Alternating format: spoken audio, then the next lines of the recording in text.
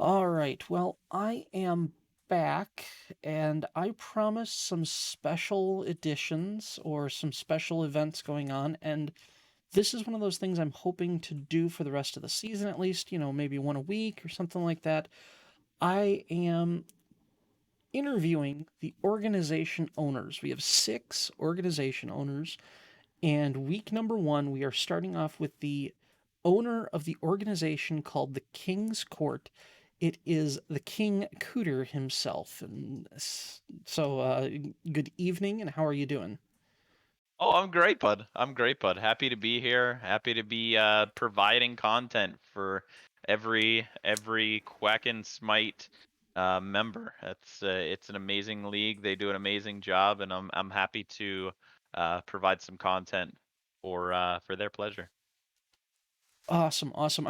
I'm glad you took time out of your busy schedule to have this interview and to talk about being an org owner and being an org owner in the QSL and just some of the intricacies, maybe pulling back the curtain a little bit to kind of see, how does the being an org owner work? How does being a this guy that kind of orchestrates things? You're not a player, you haven't signed up as a player, but you're still there and you're bringing people together.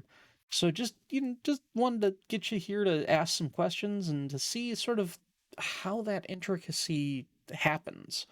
Um, so the first thing I wanted to ask you about was the draft. Now we're just off of week 1, and we had this 3-hour escapade of a draft, and I gotta tell you, from the way I look at your rosters, the people I've talked to on the side, you above all else have this insane analytical capability to where you just find people, whether it's whether it's talent wise or they're able to work together or they've been playing together for years, you somehow find the information that you need to find.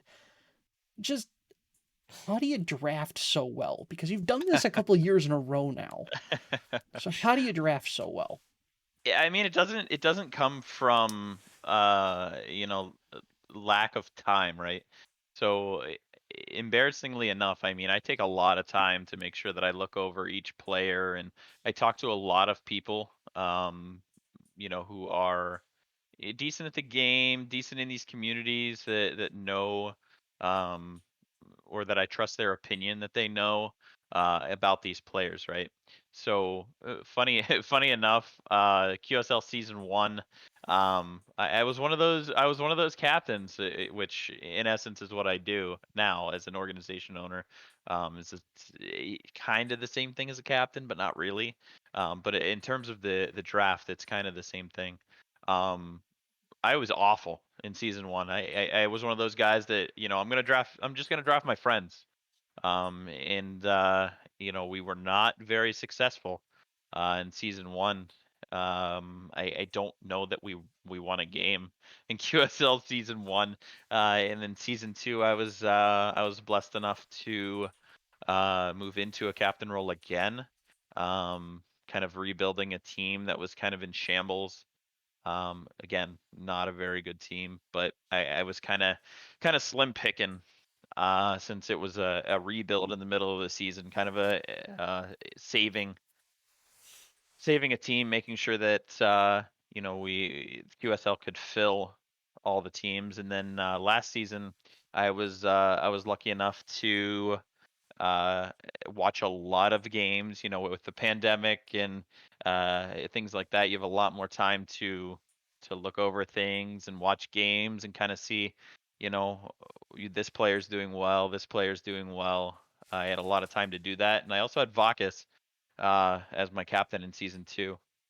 And Vakis is a guy that's been around the block. He's played in these different leagues. He's played in Gassel. He's played in Cleat. He's played in Archangel. He's played in QSL for multiple seasons now. He's a guy that knows and has gotten hours upon hours in this game. I had him to kind of help me out with maybe not every pick, um, but with the majority of the picks, right? So we look at guys like Sandman Sam, formerly known as Cow Killer from season number 3. Very very strong guy, and he was playing a role that was, to be honest, not very strong. There was a couple guys that were going to be the cream of the crop, and the rest were kind of just meh. So I think that from the draft perspective, an important thing to do is pre-preparation. You kind of have to set the guys that you actually want, or girls, that you actually want in a list, and then see what roles they can actually play, and then prioritize that based on, hey, there's 6 junglers that are pretty good. Maybe I don't take a jungler in the first round, even though this guy's really strong. Maybe I don't take it. So you kind of have to prioritize that, and really just pay attention. Pay attention to Smite. Watch Smite. Kind of you gotta watch, and if you're paying attention, and you have people around you that you can trust, know the game, then you're gonna have a successful draft. And again, this season I have 3 phenomenal captains, with Clay City, with Rush, with Craig Afro. All 3 of those guys are just phenomenal guys, and they really help out with the draft a lot. Awesome. Well, thank you for your insight on that. Of Um, course. so something that you had mentioned, you had been part of QSL previously as a Hmm. captain. And for those who may not be familiar with how the QSL previously had the previous iterations of the QSL, we'll put it that way. Um, each individual captain was in charge of their own team, but in season 3 and now in season 4, we now have organizations, and organizations have a org owner, and then they have multiple teams under them in each of the divisions. Um, can you give me sort of your view of how that has changed? You said you were a captain previously, and now you're an org owner. Um, Maybe some of the benefits that organizations have given, maybe some of the detriments that organizations have, and maybe how your job has changed from being a captain to being an org owner, and um, how the organization structure has given you a little bit more, maybe challenges, or maybe maybe more benefits. Yeah, yeah. So they are kind of the same role, but they're different in many aspects, right? So and it really depends. So the cool thing about this organizational system is you can kind of run it how you want after the draft.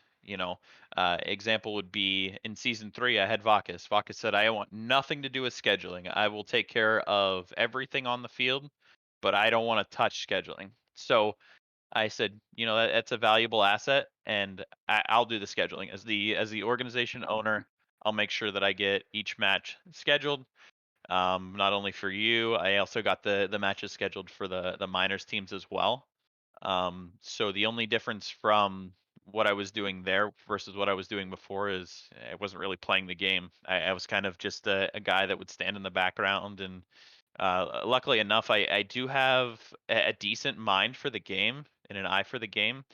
So when I'm watching different scrims, and when I'm watching, league games and things like that, I can say from the background, and literally just shout from the back, "Hey, we did this absolutely wrong, and we need to do better next time."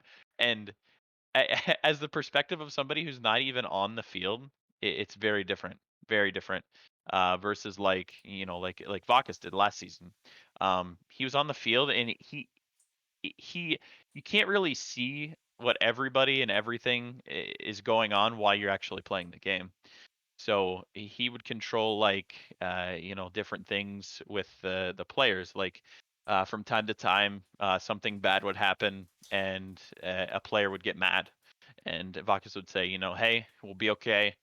Even if we lose this game, there's still another game. We'll be okay. Let's do this. Let's do this, and kind of progress forward. Um, and then this season, Clay, Rush, Craig, all doing the same thing. Except for this season, the way that we're running our org this season is the captains are actually scheduling the games and getting the players together. And if they need any help, if they need to go on vacation, then I step in and I help them with that instead of scheduling every single one, because man, was that exhausting. But but in the first 2 seasons, as a captain, I was actually on the field with the players, and I wasn't able to actually help to mold or develop the player or the team. It was kind of just like, hey, we're playing a game, cool, and then you show up, you play the game, you win, you lose, whatever. Now we're playing next week. So the organizational system kind of makes it feel more real, more like you you're actually a part of something, and you're not just showing up to play Smite with 5 guys every week. Cool, excellent. That's an insight that I hadn't even thought of. I'm even myself, I'm relatively new to competitive Smite from the inside. I've always, watched the SPL and watched the SCC and you know thought, oh, this is really cool. Wow, they're able to coordinate and do these things. And now being on the inside looking out, it's like, wow, there's a lot of work that goes into this stuff. Mhm. Mhm. Um, so just and speaking of that, so you mentioned that you have experience outside the QSL, and I've just a couple of questions for you. Mhm. Um, so maybe if you could give me your overall view of the QSL. What are some of the things that the QSL does well? Maybe a couple of things that you'd like to change or something that could be improved.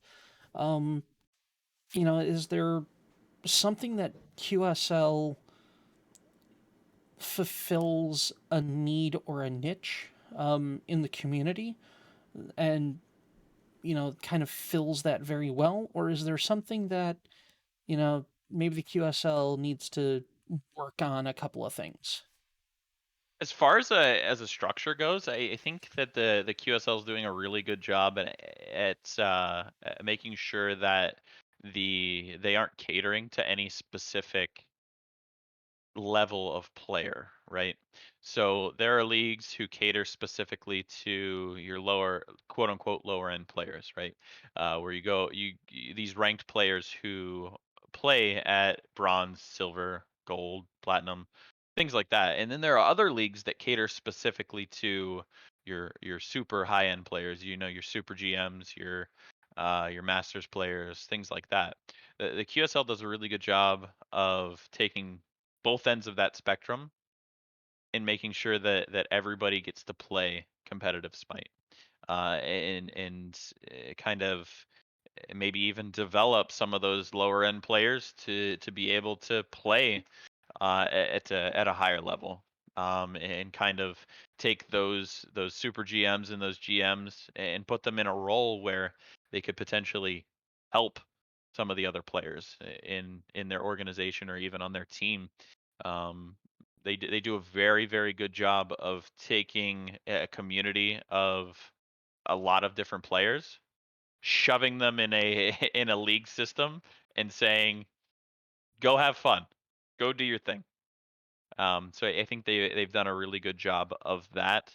But with that, you also have you have community members who are not about that, and you have community members that say, I don't really care about these other players, and I'm literally going to beat them into the ground, and I'm going to feel better about myself for it. And then they go into a chat and they'll say, "Hey, I kicked the snot out of you. I'm the greatest. Bow down to me." So, does that person or that player actually mean bow down to me? Well, maybe not. But I think that one thing that the QSL does well may also be a detriment for them as well. I think that sometimes you just have to let that player go off and say that they're the greatest and whatever, right? And then I think that threatening to kick that player out because they have that outburst of I'm the greatest isn't necessarily the healthiest thing for the league overall. Maybe that person had a bad day, maybe that person is in a place in their life where they need that confidence of playing a game that they've played for literally thousands of hours, and they just need somebody to say, "You know what? You're right. You're a great player. Thank you so much for being here." And I think that gets a little muddy in the QSL. I think that um, over policing is a detriment that happens, but I understand why it happens, because there are such diverse players in this league that it's kind of tough to police. But I think you guys do an okay job at it. I think it's done. I think you've done a better job in this season than any season in the past, and I definitely commend you guys for that. Well, I mean, it's glad to hear that, at least we do try. And I know it is hard to walk that line. Mhm. You want people to be able to express themselves and you know, be who they want to be and play how they want to play, but at the same time try and make an environment that's, open and inviting to even people that, maybe aren't exactly the best player in the world kind of a thing. Yeah, and I think that's kind of the downfall and the greatest part of the internet all at the same time is you can come on the internet and you can be who you want to be, and you can say you are whoever you are, and nobody knows the difference. So people get on the internet and sometimes they say things that are absolutely ridiculous. Hmm. Um, and sometimes they'll come back later and say, you know what, I didn't really mean that. That wasn't me, and I'm sorry for it. But um, it's getting there, and I think with a little time, you guys will be definitely good to go. Well, glad to hear that. Um, so something I would like to ask, because we've seen in the past couple seasons that, and I don't know if it's necessarily just the drafts or if there's something else going on, but you seem to have a significant amount of success, especially from season 3 in the QSL. Um, hmm and I was just wondering, in your mind, what do you find is the key to that success? Um, yeah, a couple of different things. So we've seen in the past these teams that are put together, and you think to yourself, that team is absolutely unbeatable. They have more talent than they know what to do with, right? And then you get 3, 4 weeks into the season, and then they collapse, and then they collapse. Mm-hmm. So that's the point where you have to stop. You have to stop the collapse. You have to get talent, and then you have to stop the collapse. So you have to create an environment where the player feels like they are part of something, not just playing Smite every week. They're part of a bigger group.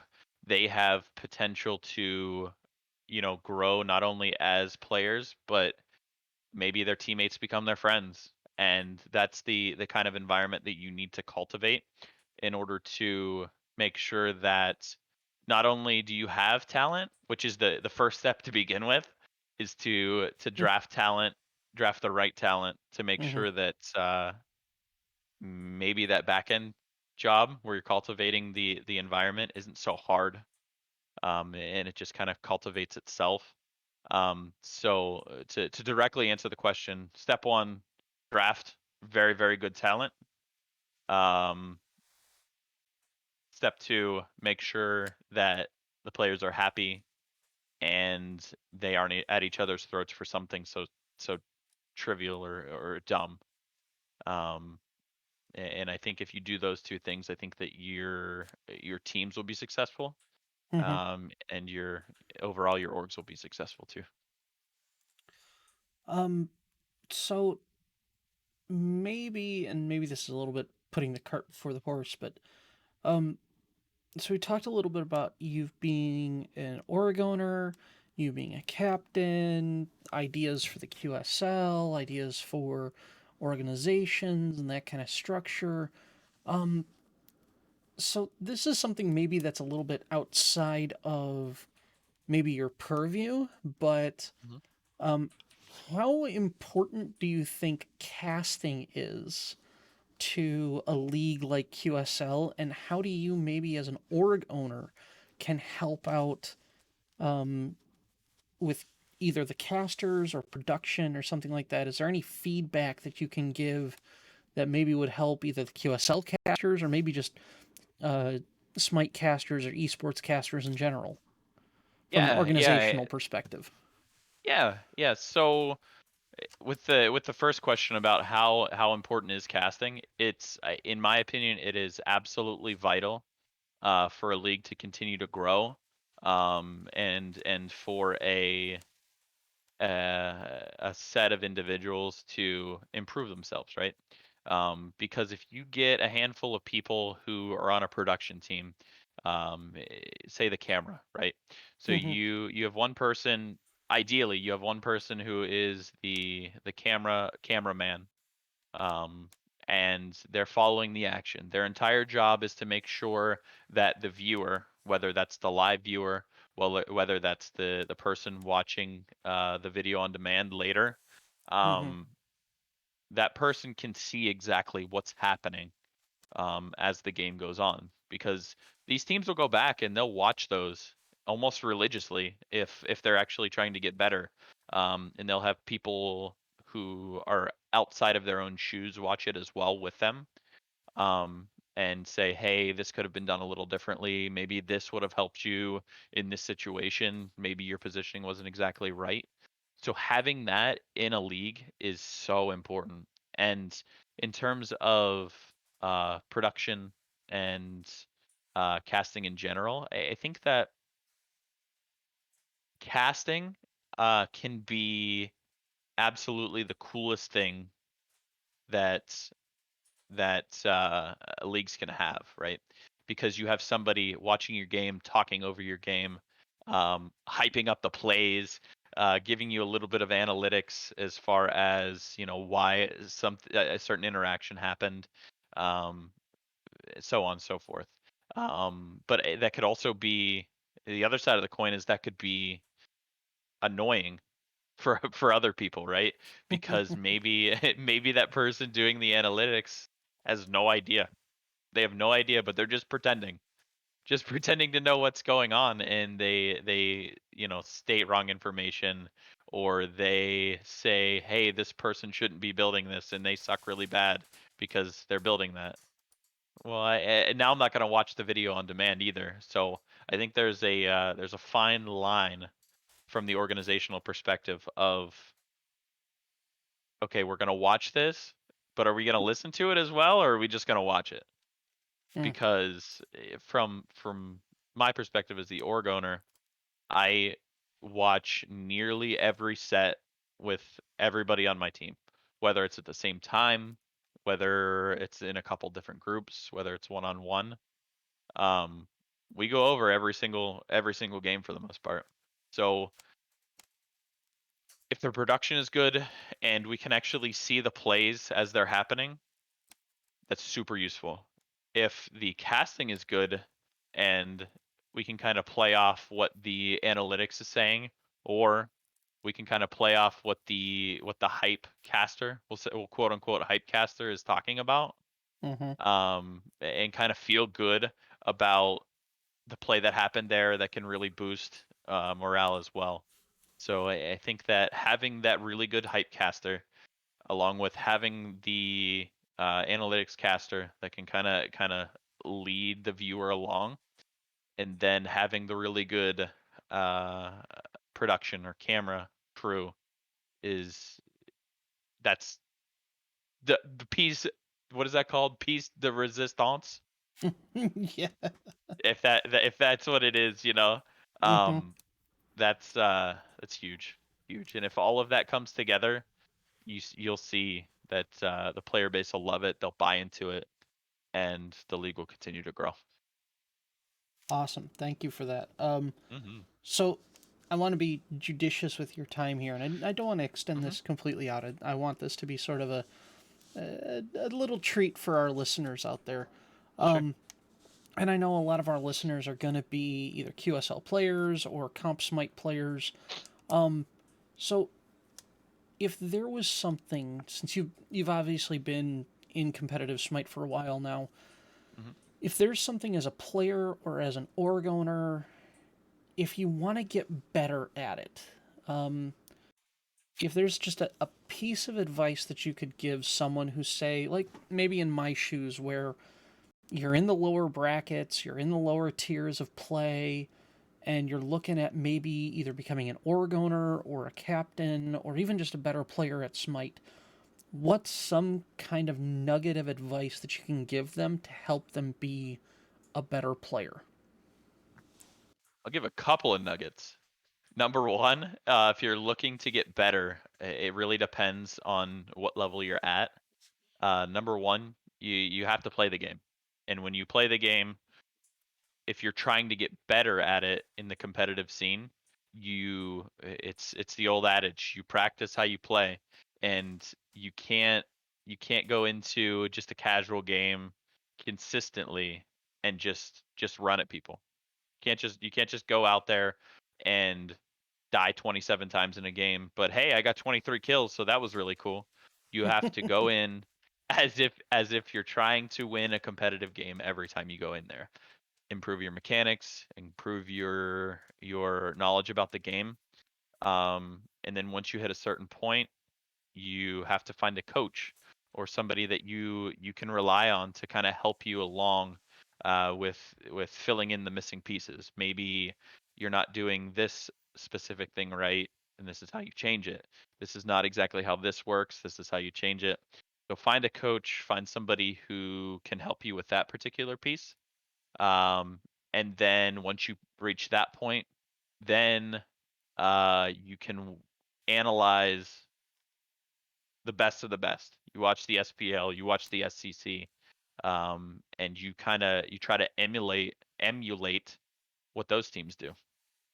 So get your mechanics right, get your game knowledge up, and then go and watch the best of the best do their thing. Try to emulate it. Awesome, thank you for that. Of course. So we're coming up on the end of our time here. We got a couple of minutes left. Uh-huh. Um, is there something you would like to say, either as a message to the league, a message to, um, you know, the players of the league, or even a message to another org owner? This is your soapbox. You got a couple of minutes. Whatever you want to say, it's up to you.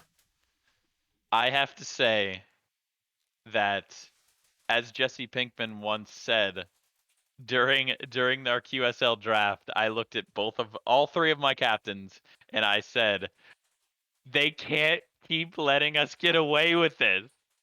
They can't let us keep getting away with this because once again, I think that uh, Clay did a great job preparing for the draft, and I think that we drafted the absolute number one team. Same thing with Rush. Great job drafting what I believe is going to be the number one minors team, and also Craig for for doing a little bit more scouting, because that was a level that I wasn't 100% sure about. Like I knew most of the players in the majors and the minors, but you get to the amateurs and a lot of those guys I have no idea who they are. Um, no offense to them. I am sure they're fantastic players, but maybe they're new and I haven't seen them around. So Craig did a great job scouting those players as well, and I think that we have the number one amateur team as well. So please, please stop letting us get away with this. It's a lot of fun, but you got to stop. All right, man. Well, thank you so much for joining me tonight, for allowing me to interview you. So Hmm. happy that you're here. And again, congratulations on your season 3 majors championship. And again, hopefully some good things will come out in season 4. For those of you listening, this has been Redsniper 23. I was joined by the org owner of the King's Court. The teams there are the King's Court Dukes, the King's Court Barons, and the King's Court Knights. But that man can be none other than the king himself, King Cooter. Thank you so much for joining me, and I hope you have a great night. Thanks for having me, Red. Yep.